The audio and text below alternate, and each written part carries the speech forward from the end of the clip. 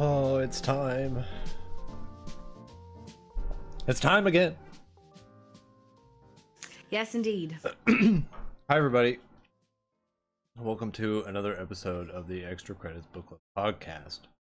We entrust a fickle, duplicitous wheel to deliver us books to read, and then we talk about said books.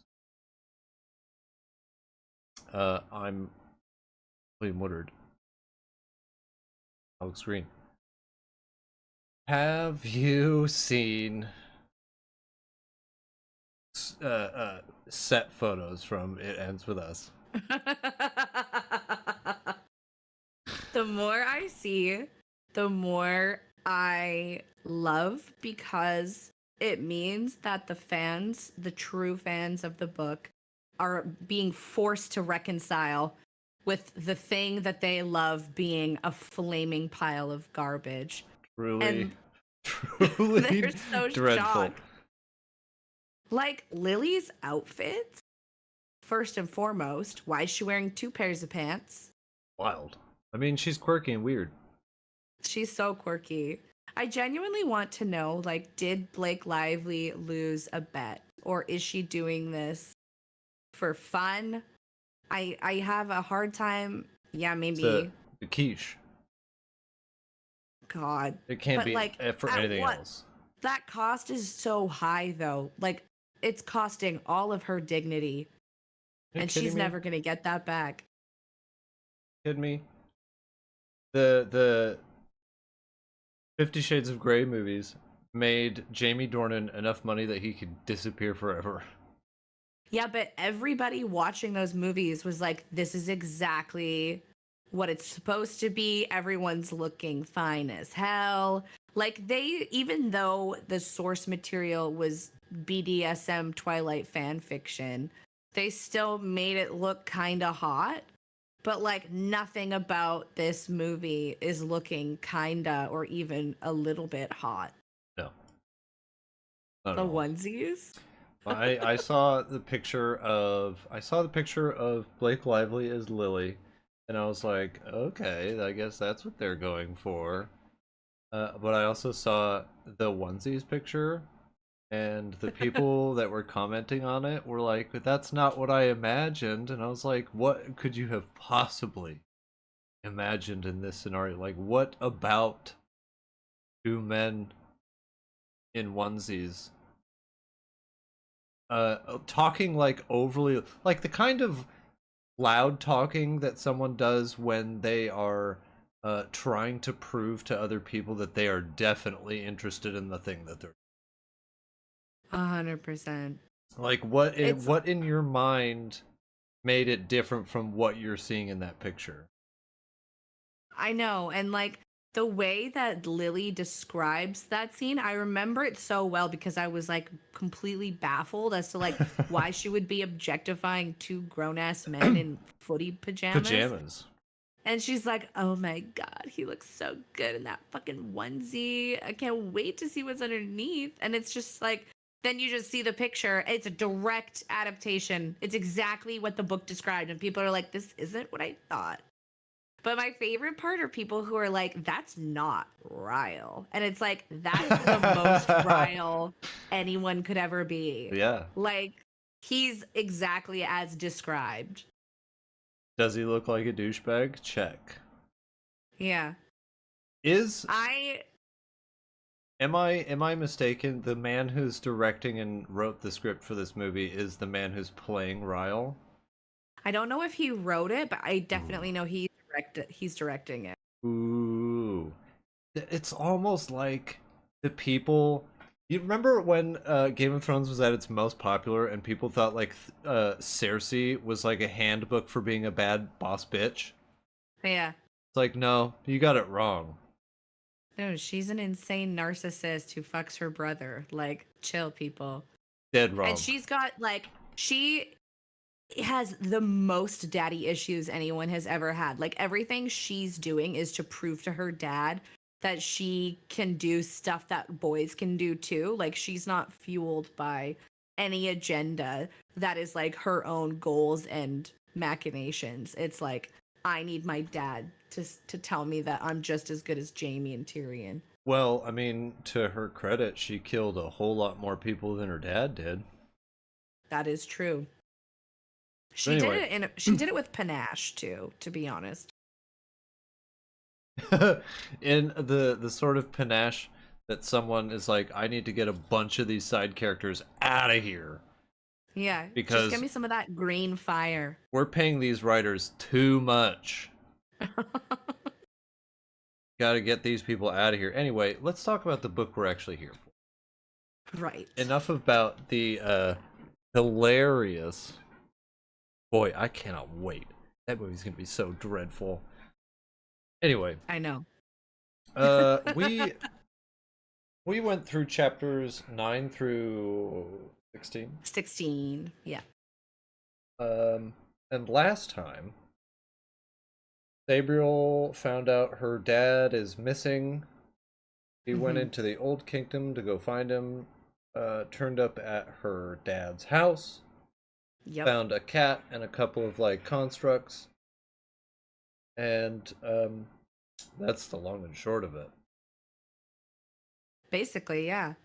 She finds out she's the new Abhorsen. New king necromancer. And she's like, no, but my dad's still alive, so I'm going to go find him. And that is what she is now preparing to do. She's recovering from her long cross-country ski adventure and just trying... No, she really... Well, I think she used them...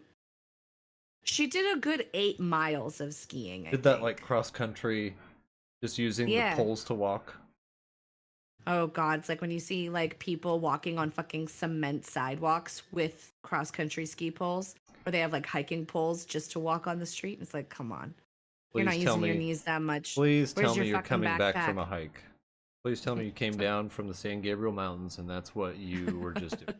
Because if you have those just walking around the neighborhood, I'll give you a reason to need canes. Like, hey, get a Segway. And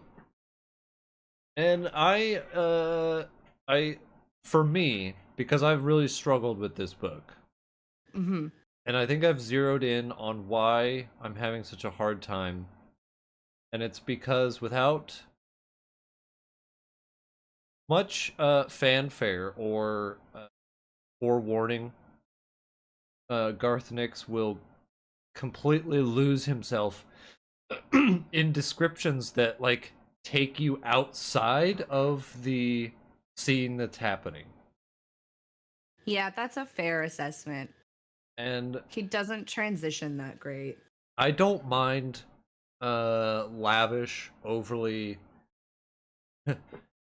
let's not mince words, overwritten descriptions. I can appreciate it. I like really sumptuous descriptions. Guy Gabriel K is master and commander of the Sumpsh. Yeah, he is. But he never takes you out of the moment. He always keeps it within what's happening. And Garth Nix is just like, hold on a second, let's pause what's happening here and talk about how the dead land might feel. And it's like, what? What are we talking about? What's happening? I thought we were in the kitchen. What's happening? Yeah, and then all of a sudden we're in the study, and then we are in the basement, then we're in the observatory, and a cat's drawn maps with his little clawsies, and then like, where are we now? It is really abrupt. It like, because he'll go so deep into describing something, and it's great. Like, I love hearing more details about the things in the world, but then all of a sudden he's like pulling us out of it, and we're on to the next thing, and then 3 more things. Yeah, it's really hard to keep track. It's very like tangential. Like, he gets so caught up in the descriptions that he's like, oh yeah, I'm supposed to be actually telling a story. Yeah, but to his credit, he doesn't go to the same like extremes that somebody like George R.R. Martin does, where he spends 20 pages describing one feast, every dish that's brought out, and like all of the boiled leather jerkins being adorned by the guests. Well, yeah, that's the difference. Where George R. R. Martin excelled was describing food, Just yeah, and specifically he the made it sound medieval really good. feasts. Yeah, he always made it Yeah, really he sound did. good. You know, like the Like juices dribbling pheasant. down chins and stuff. It's like, ooh, that sounds good. But then Yeah. when it came to any other description, it was, you know, fair haired and boiled leather. It's like, Boiled I'm gonna leather. need more than that, George. No, you're not gonna get it. But she at some point, I think she looks out the window and sees that the Mordigant is still just sitting there. Yeah, basically she's in her dad's study and she can't remember ever being in that room and she's like, "Oh, this is kind of fun. Like, look at this desk over here," and like Yeah. sees a copy of the Book of the Dead, and she makes the decision that it's time for her to go out and find her dad's body. And then Mogget kind of gives her a little bit of backstory about why her dad is missing at all. He's like, "A messenger came 3 weeks ago from," I'm gonna really butcher the name of this, Belissaire, Yeah, the big that's it city that they're trying to exactly. get to. Oh, okay. Begging for his help, and that there was something dead, something that could pass the wards, was preying on them. And so he suspected there was more to it than just one dead thing, and set off for Belissaire to help these people. And that's when he went missing.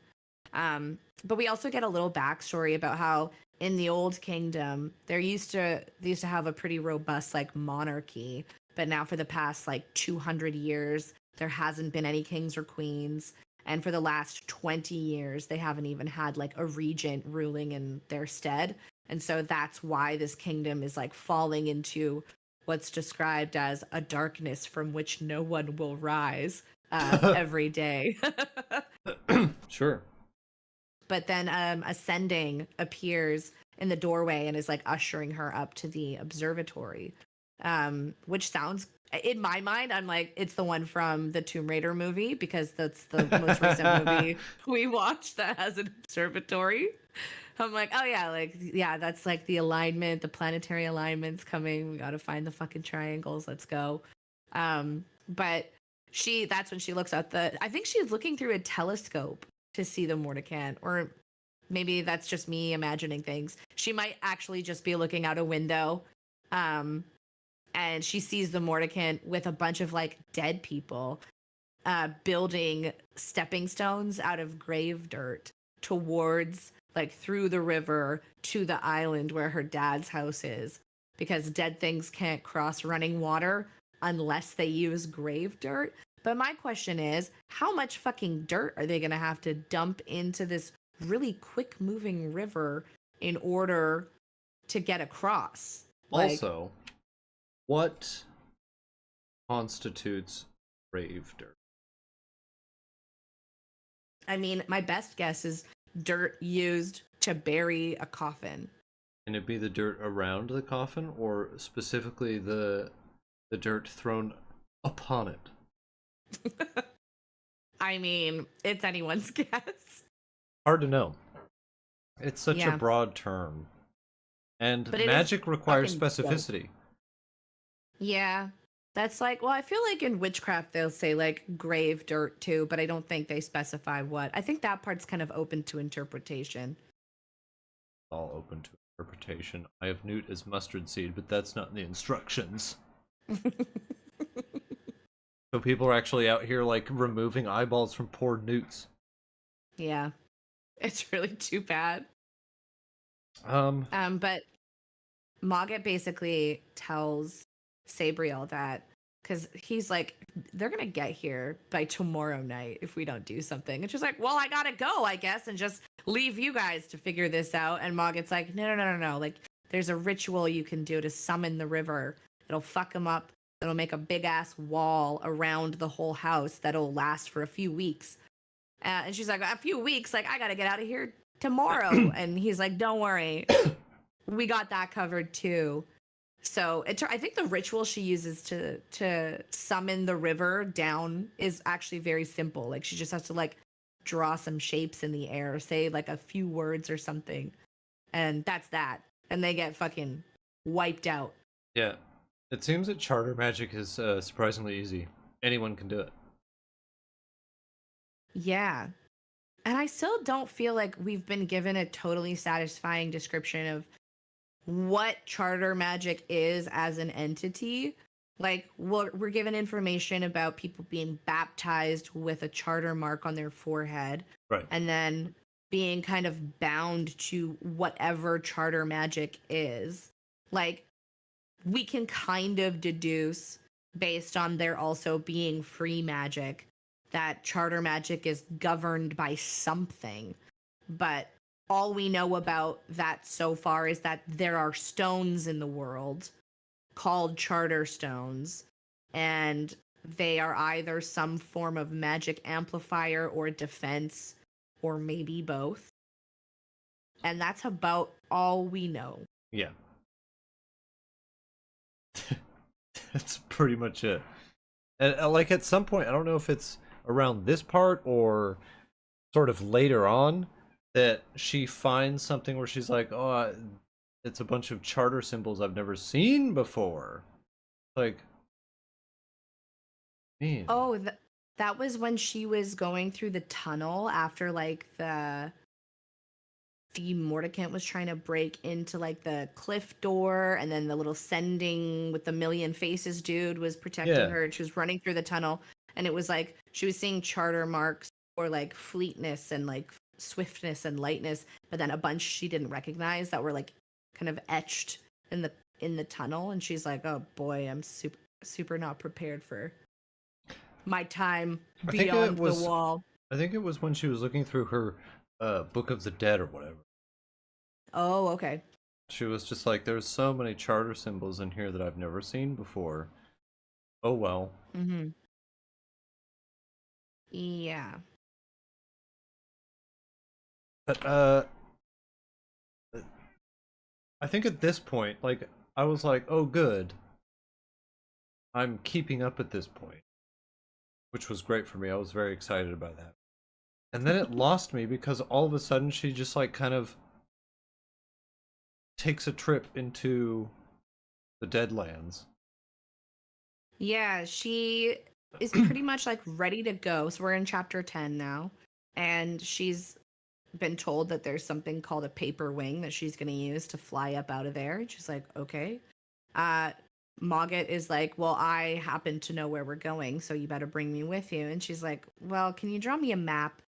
And she's going to try to draw it herself, but he's like, no, I'm going to be drawing the map. And so he like literally uses his like claw in an inkwell and like draws this beautiful map of the Old Kingdom for her and shows the route that they're taking to Belisare. And she gets this like special new coat that's like armored and like a little like hat. And I think it's literally what she's wearing in the cover of the book. Like, that's just what I pictured. Like, it's like a coat tunic with scales type deal. Yeah. And then Mogget almost like he makes like he's gonna be sick, like he's coughing up a hairball, and he coughs up like a disgusting old ring and like gives it to her, and he's like, wear this, you'll know when to use it. And she's like, rock on, dude. All right. Thanks. Appreciate it. It's weird. But that's basically all of chapter 10. Yeah. And I think they get their little they call it a paper wing, but it's described both too much and not enough. Yeah, the things that are described are very it's like inner workings of it, and it's like, no, but give me the big picture here. Like, what does it look like? It's a canoe with hawk wings and a tail. Yeah. I like as it was being described, I was like, oh, like a ornithopter from Dune. And then it kept Oh continuing, and I was yeah. like, oh, no, that's not it at all. So in Yeah, my there's mind, I'm like a just imagining like a Da Vinci flying machine. that's literally what my mind pictured too. It was like the one you use in Assassin's Creed 2 when you Yeah. fly off the roof. Because it's basically like there's wings on either side of a canoe, long swept back wings that looked very flimsy, and it Yeah. has a wedge shaped tail. But then she like talks about the like, I don't know, there was a piece of like the inner. Oh, it has yellow falcon eyes. So that's kind of fun. Okay. And then she says like the cockpit is like a canoe's. And I'm like, okay. The canoe The doesn't whole have a cockpit? the whole canoe is the cockpit. Yeah. So I don't know.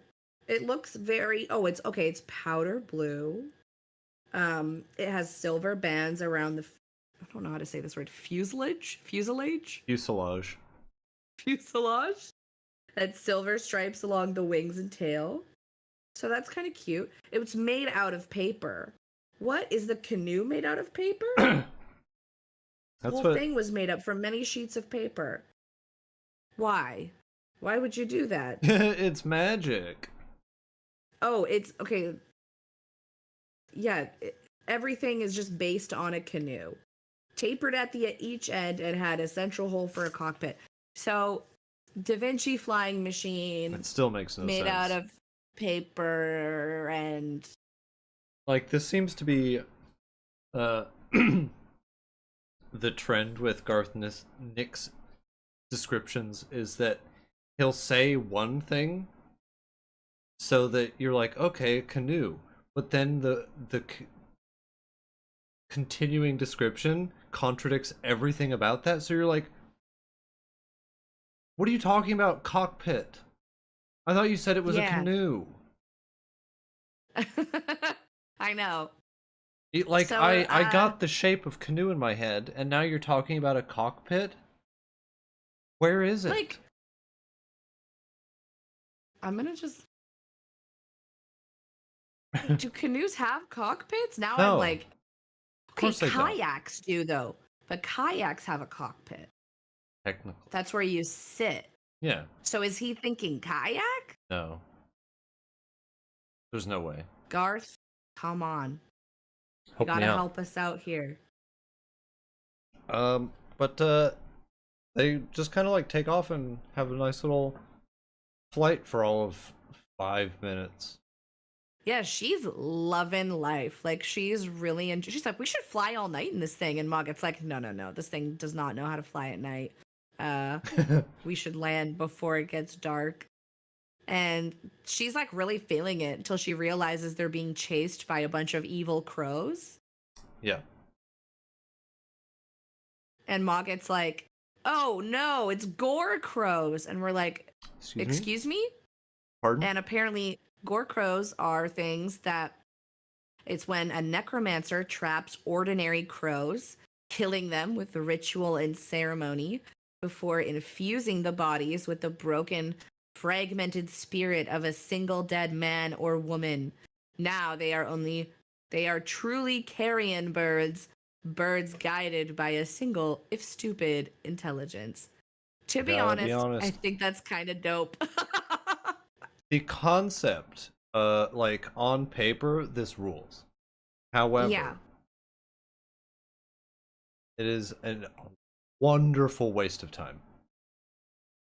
Because the way it's described, my man Necromancer has to find and individually kill every crow that is part of this army. That's true. Why not just develop a spell that raises all dead birds? Yeah, like he not only has to kill each crow separately, but like each person separately. And then what's the shelf life on that? Like, because we don't know what happens to these gore crows because they basically Maybe it's fuck like off once they fall the out of the clockwork sky. birds in Sailing to Sarantium. Yeah, maybe. But the clockwork birds were so much cooler than these gore crows. Like, because there's so much more intent and, like, I don't know, personality and reason behind the clockwork birds. Like, Although, like, way more tragedy too. well, yeah. This is just like evil. Yeah. Broken, fragmented Some spirit. some dude just trying to level up his necromancy by killing crows, getting 5 XP each. It's just Yes, grinding. soon I will have an army. Fly, my skeleton pretties. But these skeleton crows essentially make the paper wing just crash, like immediately. Yeah, Sabriel tries to summon a wind to get them out of there, but she fucks it up and they start careening down. And Maga is like, take my collar off right now and remember the ring. And she's like, oh, you know, thousands of years of my ancestors have bound this creature, but sure, I'll just take off the collar, no problem. And so she does. And the paper wing turns into this like bright white lit up canoe hawk winged thing, and like Mogget fueling this fucking paper wing thing tries to stop the dive to level them out, but they still fall like into a sinkhole that just happens to be there, and it's like a deep ass sinkhole. Like, I don't know, Yeah. I don't know what distance is, but it's a lot. It's enough that they look up and they're like, okay, that's pretty substantial. It's deep, like capital D. Yeah. Yeah, exactly. But that's all of chapter 11. Sabriel wakes up the bottom of the sinkhole and she's looking over at the paper wing and it's like a funeral pyre. It's like just on fire. She feels really bad for fucking up this thing. But then she looks over at Mogget and he's turned into some kind of like fire monster. I assumed it was like a shadow beast. Oh, well, he was described as like being like on fire, I think, a little bit. Like blue flames and some other stuff. But The only thing of note, really about Mogget's like monster form, is that Tim Curry went fucking ham. really? Yeah, his full like, you know how when Tim Curry does like monster voices, he sounds like he's drowning on his own tongue. Yeah. He was doing I love that. that whole shtick. It There's was, one Oh, sorry. I do not know. Like the sequence of Sabriel realizing that Mogget's actually like some horrible monster beast, and her putting the collar back on is a blur.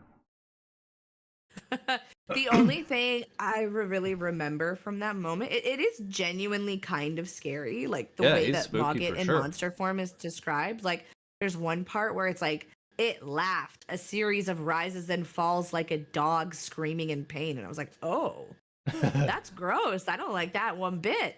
But it basically starts coming for her and being like, oh, it's going to be a slow death for you. And I'm going to love every second of it.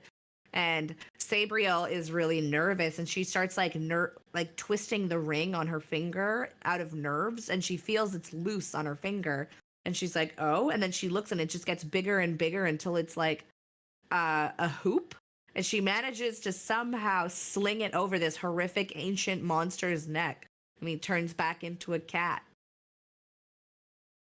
And then they just decide to never speak about it. Like they never once bring it up. Like they're never just like, you know, sorry about that, or what the fuck are you? Yeah. Or like, how did this ring just know to get bigger? Nothing. That's it. Yeah. Every time this book does something that I'm like, okay, I'm finally with it, it does something else where I'm like, what do you mean?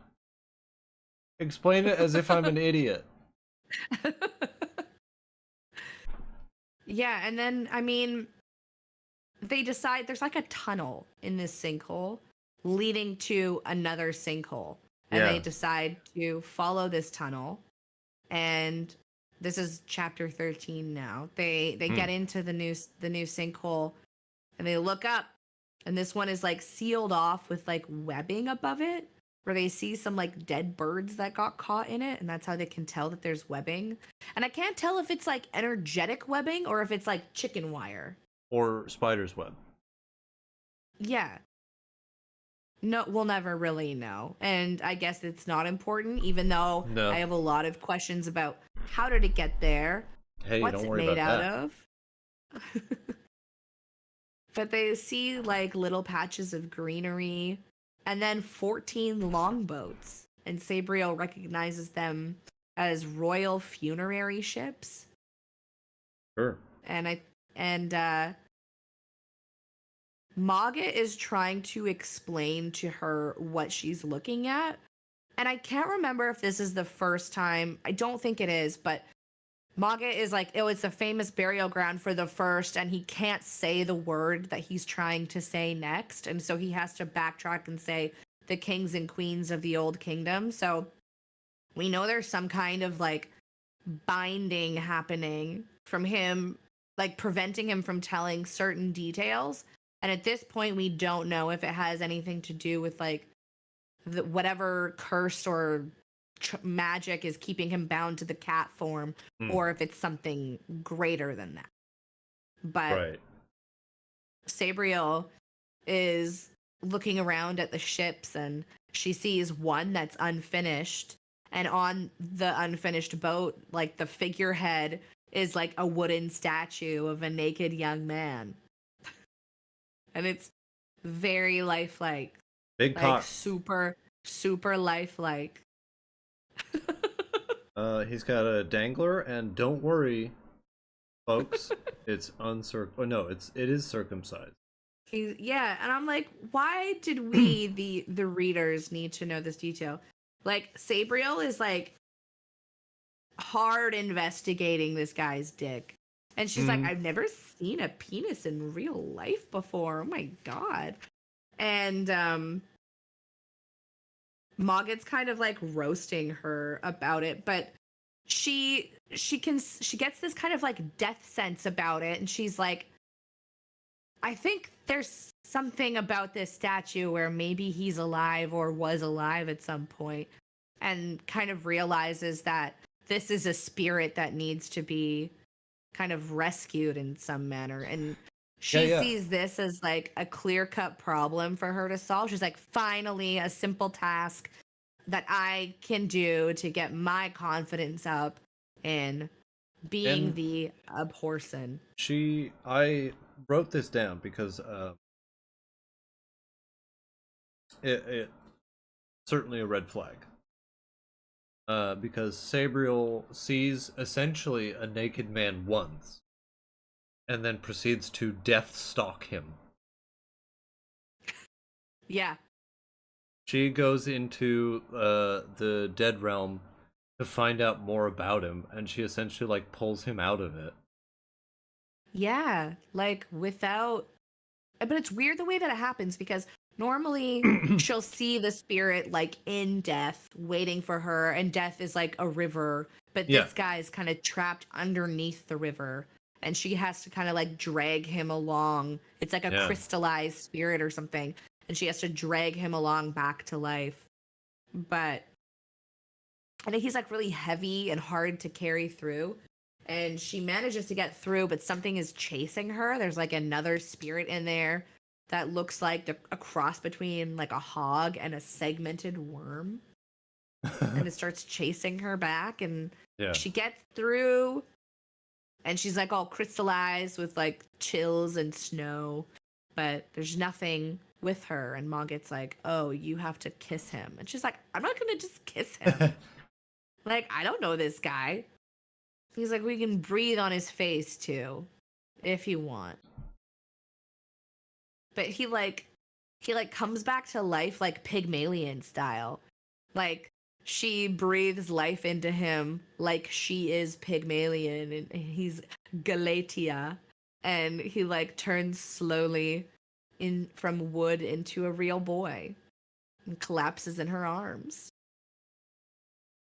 Yeah, that is what happened.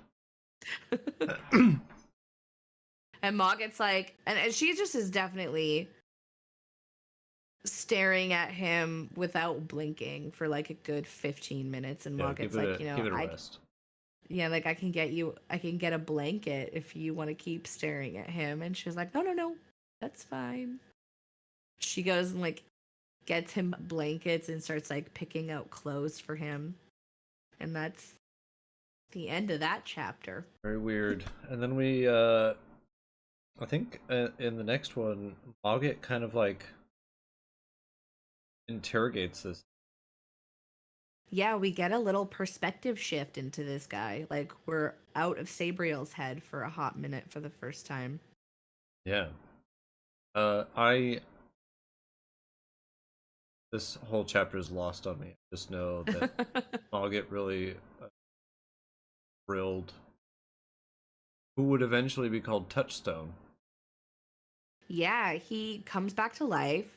Mogget is talking to him immediately. We get a little bit of historical lore about how this guy who will be called Touchstone has memories of other abhorsons, and it apparently gives him an inkling of what this cat creature is. So he's vaguely familiar with Mogget's actual form.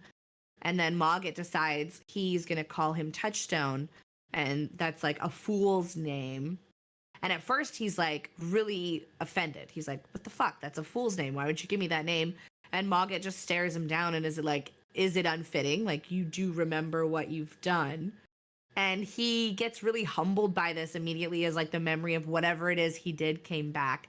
And he's like, yeah, I guess that's acceptable. And then he goes to Mogget and he's like, I'll call you. And like, but the word catches in his throat and he can't say it. So Right. Whatever it is this inability to speak about certain events or magics or whatever is a spell tied to the corruption of like the old kingdom at large. And it seems like anybody bound by charter magic in any capacity lacks the ability to talk about certain things. And I kind of got Mogget's like, the impression that Touchstone couldn't remember his name for the same reason. oh yeah, that's probably true. Because he kept trying to recall it. I think it said like he knows what it is, but he can't remember it, or something like Yeah. that. So maybe it's the same reason he can't. Because I think even Mogget's like, yeah, the reason you can't remember your name is the reason you can't say mine. So. Mm-hmm. Yeah, that's true. Um, I think this is where we find out Mogget's like, I can't say what the corruption is or like tell anybody what the nature of it is or how to fix it, but you won't be able to talk about it either. And then Mogget tells him that there's no kings or queens or regency. No one's ruling the old kingdom, and tells Touchstone that he's been a wooden figurehead for 200 years.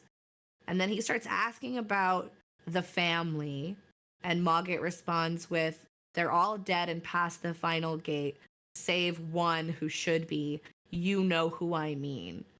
And then Touchstone has a little cry. And Mogget's like, come on, guy. Like, quit it. I've seen like 4 abhorsons have died this century alone trying to deal with all this shit. And the current one isn't lying around and crying, so make yourself useful and help her. And that's when I made a note, like, is Touchstone going to become a member of the party? Yeah, I think that was my thought too. My favorite bits on this part are like, Touchstone tries to get dressed with the clothes Sabriel lays out for him, but he can't because his thighs are too heavily muscled. That was a detail that we, the readers, needed to know. Yeah, the children reading this book needed. Then Sabriel comes back and finds that he's like re-pierced his ears with some gold hoops. Like, slay.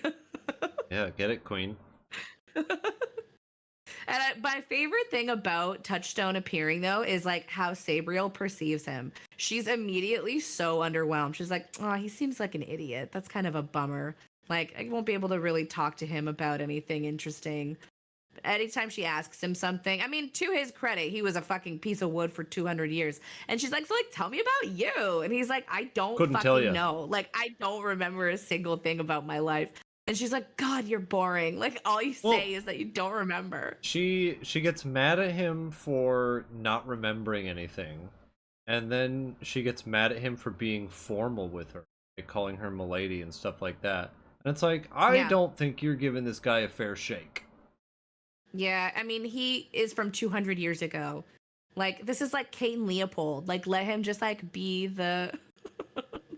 I don't know why I made that reference. I haven't seen that movie in a million years. He's just like an old timey guy. Let him be old timey. Kate Leopold is just Pride and Prejudice for kids. Like, we've got Pride and Prejudice at home. Yeah, it's so true. But after she like yells at him 3 different times for 3 different things, like the whole mood of the camp just gets real awkward. Like nobody's talking Yeah. to each other. They eat together, but then they just kind of like go their separate ways when they're done. Yeah, And and they I'm all have like, like what separate happened? activity stations. What It's happened? so weird. Well, Mogget's high on drugs. Like Mogget found a field of like catnip or some shit, and he's just like pass the fuck out.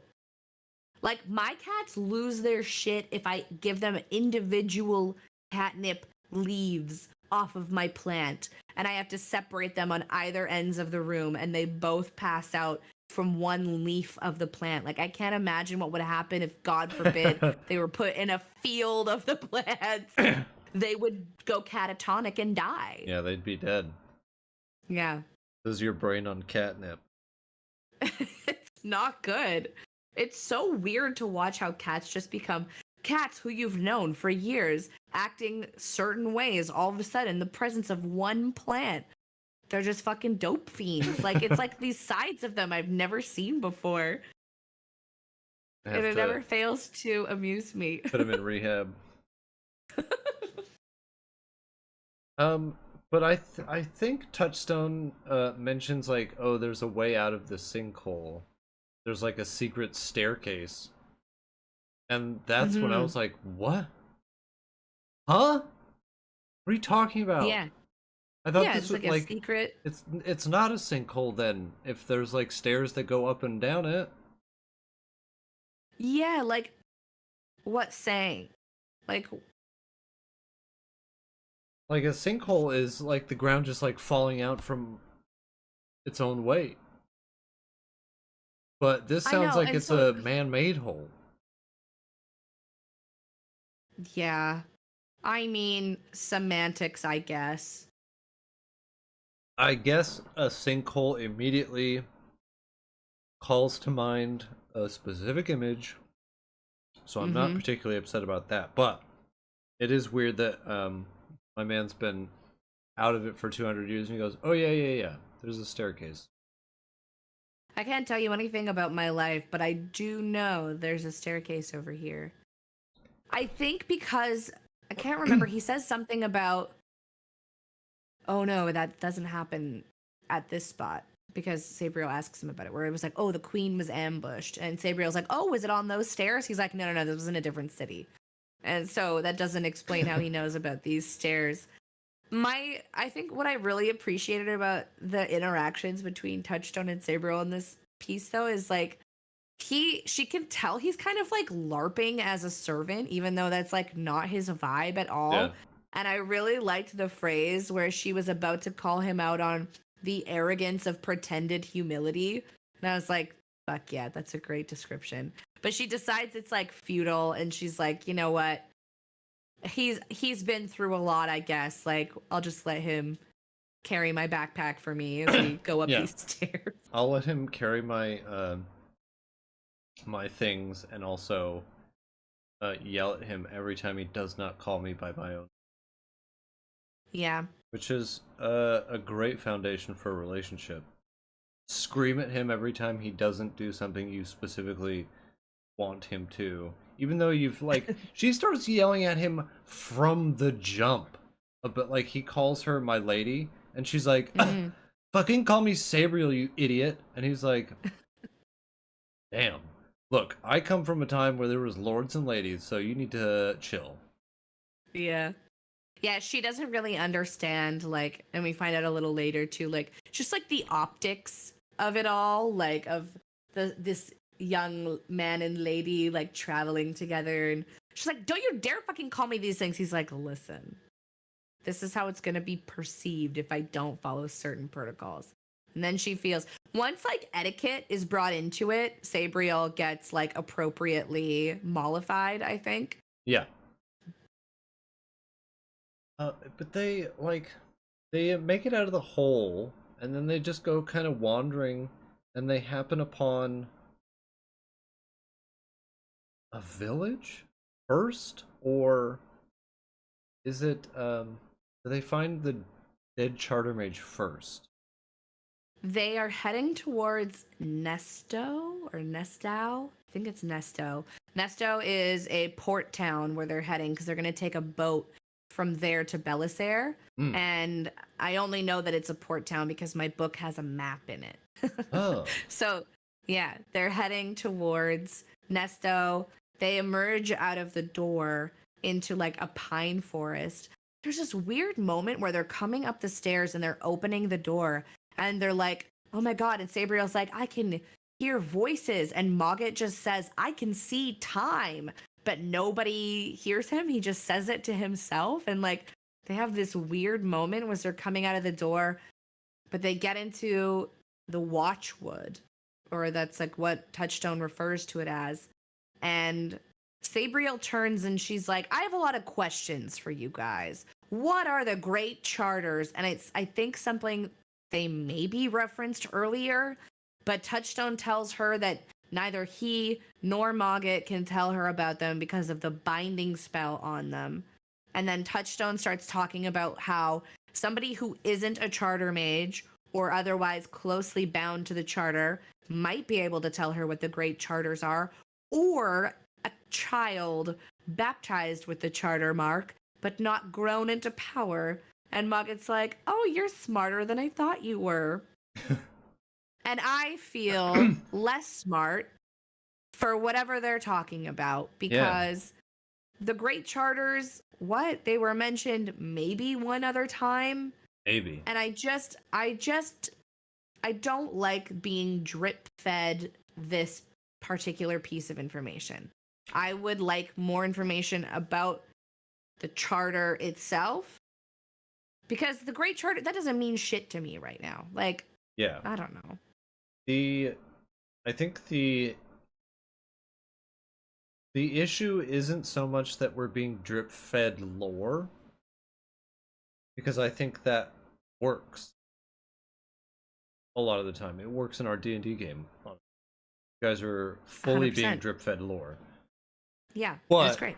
you have to have a reason to want to know more. Yeah, that's, I think, the thing. And with we're this. being told things that are just like, what does that have to do with anything? 100%. Which is inconvenient. Because it sounds interesting what you're trying to tell me, but we're trying to find her dad. Yeah, exactly. And like, that's not really talked about. And where it's all, yeah. But like Touchstone, he's like, we should go east. There's a place heavily warded with magics and many stones there. And then they get to Nesto and it's a fucking mess. And Sabriel's like, "Oh, it's Charterstone, must be broken." And they decide to march on to find a boat.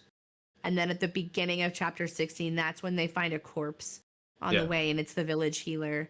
And they know that because she has like a special bracelet or something. Right.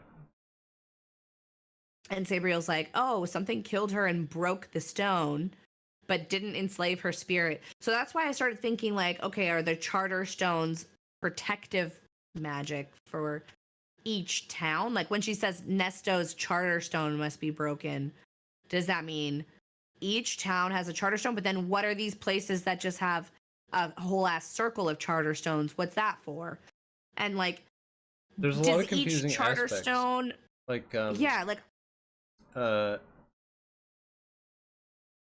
I keep like the story keeps giving us the impression that the preconceptions that Sabriel has towards how shit works are wrong, and yet mm, she'll say something like, "Oh, the charter stone must be broken," and it's like, "Yeah, that's correct." Like, well, which is it? Is she right, or does she have it all wrong? I know. Because it's And like like there's never been an indication that she is adept at charter magic. She just kind of took it because it's what you take.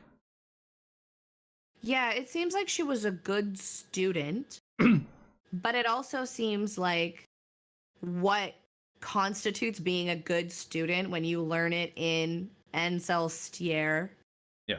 or wherever, like where she's from. It's kind of like me being really good at foods in high school when the only other kids who showed up were taking it as an elective because they were huge stoners and didn't want to Right. come to school and wanted an easy class to skip. And it Hell was yeah, very brother. easy to excel if you just showed up and did the bare minimum. Right. It's very weird. Like there's this weird almost like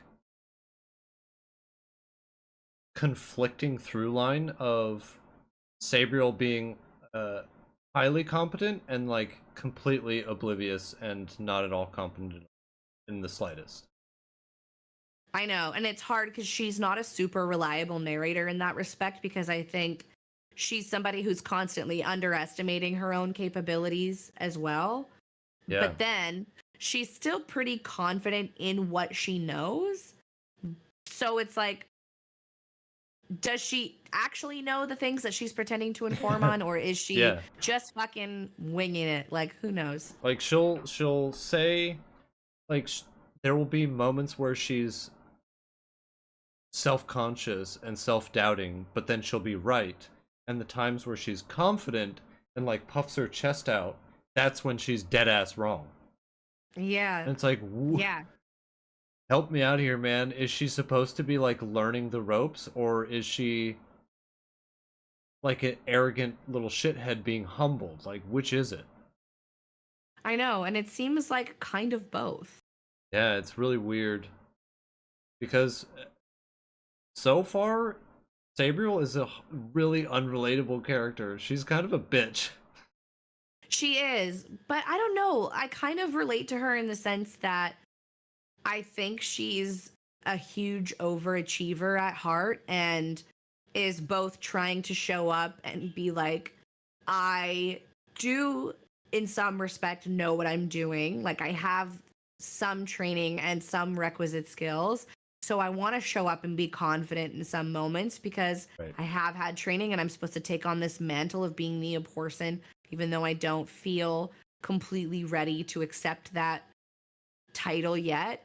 And then also kind of being way out of her depth and trying to do her best and not fuck it up, but then continually fucking it up. Like, I don't know. I think she's humble enough that she's like got this willingness to learn, but I think she's struggling without having some form of mentor around because I think Yeah. that's kind of the area where she would probably excel the most is if I feel like she's just a student. Like she just needs to be learning from somebody. Yeah. And I think it's difficult for her because I mean, she's 18. She just got out of school. It's like her first real job trying to do something. And I don't know. I find her relatable in that regard. There's also this element of when she is proven wrong or humbled or anything, like that.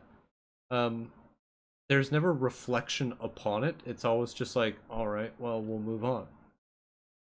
Yeah, she does have moments where I think she gets really like embarrassed and feels really bad. Like it seems like when she fucks up the paper wing, she's like, she feels awful about the fact that she destroyed property and she's Yeah. really upset about that. But she doesn't really, I guess because it's just a brief moment of like inner reflection and then it's like on to the next thing that we don't get a chance to really sit with it. I don't know. It's very strange. But at least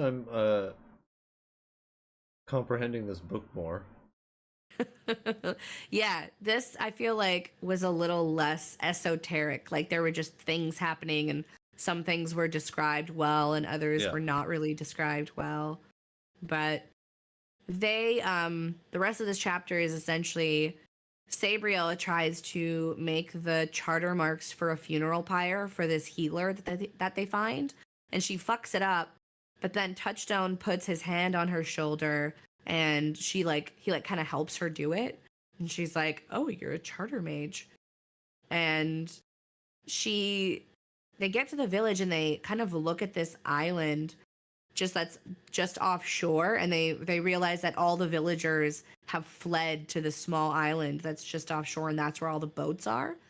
And they're walking through the town, and there's all these dead things inside the houses, watching them through the shutters as they're going down the street. And there's one that's described as like being compelled to deliver a message to its master by giving up its existence in life with like a silent scream or something to deliver the message in death, because that's the most expeditious way of delivering messages when your master is a evil necromancer or something.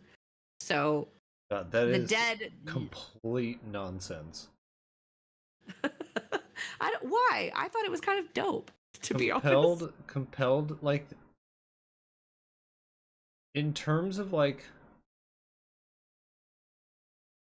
painting a picture, a servant who is compelled to deliver its message by simply like through a silent scream, that conjures no image.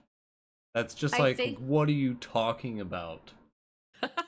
well, I think it's like we get information about like the way that the compelling happened. Like it was chosen by lot, like at random or something, so that when Sabriel or whoever, I don't know if it's necessarily only Sabriel or if it's anybody going through the town, like when this dead person sees the thing walking through the town, they have to give up any last tethers they have on life by just dying and going into the death plane so that they can deliver the message and not exist in life anymore.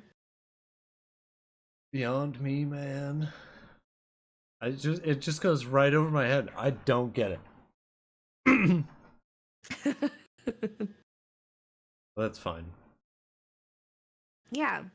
I mean, they do run into like the chief elder because they're like, we want to talk to, and I think Sabriel's like, what do you call people? Yeah. Charge. What's the manager of this town? And Touchstone is like, I don't know. In my day, we just called them elders. So they want to talk to the elder, and this guy's a crotchety old asshole. And what happens next? They basically just agree to like go have a meeting, and Touchstone introduces himself as Sabriel's sworn swordsman, and Sabriel is like, "What the hell? She gets Like, mad why do you about keep that fucking too. doing?" He's like, "Listen, if I don't say I'm your sworn swordsman, they're gonna think we're illicit lovers at best." And she's like, "Oh my god," and goes like beat red. And she's like, "I'm so sorry. You're so right."